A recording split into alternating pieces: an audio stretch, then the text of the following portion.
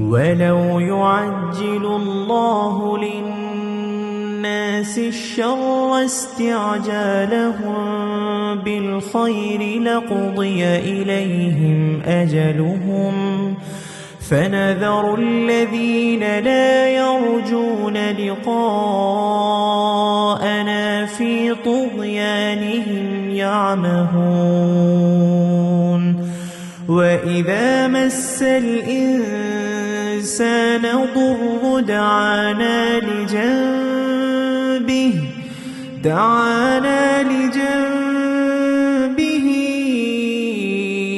أو قاعدا أو قائما فلما كشفنا عنه ضره مر كأن لم يدعنا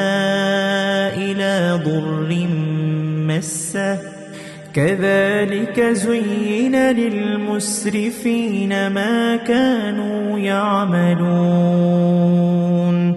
ولقد أهلكنا القرون من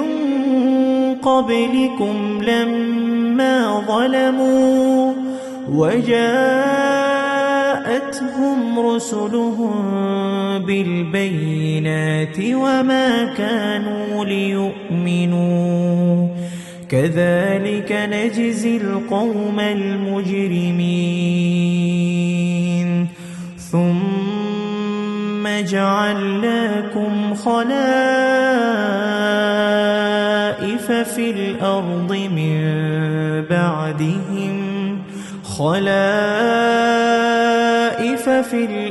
من بعدهم لننظر كيف تعملون وإذا تتلى عليهم آياتنا بينات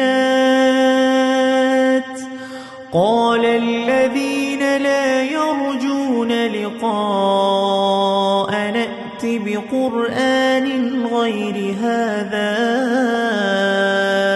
أو بدله قل ما يكون لي أن أبدله من تلقاء نفسي إن أتبع إلا ما يوحى إلي إني